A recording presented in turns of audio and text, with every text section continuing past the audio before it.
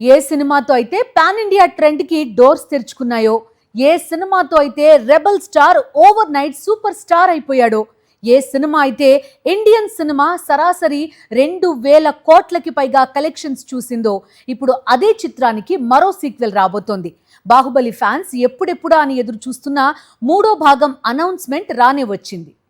Social media మొత్తం కూడా ఇప్పుడు బాహుబలి మానియాతో ఊగిపోతోంది. అందుకు కారణం నెట్ఫ్లిక్స్ లో రిలీజ్ చేసిన Baahubali the torch bearer documentary. ఈ డాక్యుమెంటరీలోనే ప్రభాస్ బాహుబలి 3 లోడింగ్ అంటూ హింట్ ఇచ్చాడు.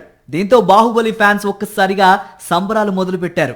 నిజానికి బాహుబలి వరల్డ్ ని వదిలిపెట్టే ప్రసక్తే లేదని రాధేశ్యామ్ ప్రమోషన్ లోనే చెప్పాడు ప్రభాస్. త్వరలోనే బాహుబలి 3 ఉంటుందని, సీక్వెల్ కు సంబంధించిన స్టోరీ వర్క్ జరుగుతోందని RRR ప్రమోషన్ లో చెప్పాడు రాజమౌళి. అయితే ఇప్పుడు అఫీషియల్ గా బాహుబలి ది టార్చ్ బేరర్ లో కన్ఫర్మ్ చేసినట్లయింది. బాహుబలి 3ని రాజమౌళి మహేంద్ర బాహుబలి కథ చుట్టూ తెరకెక్కించే అవకాశాలున్నాయని ప్రచారం సాగుతోంది.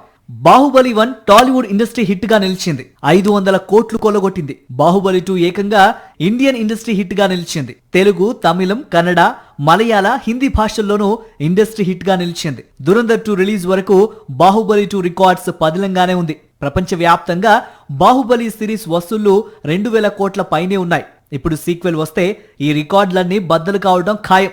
వారణాసి తర్వాతే రాజమౌళి బాహుబలి 3ని పట్టాలెక్కిస్తాడా, లేక మరింత సమయం తీసుకుంటాడా?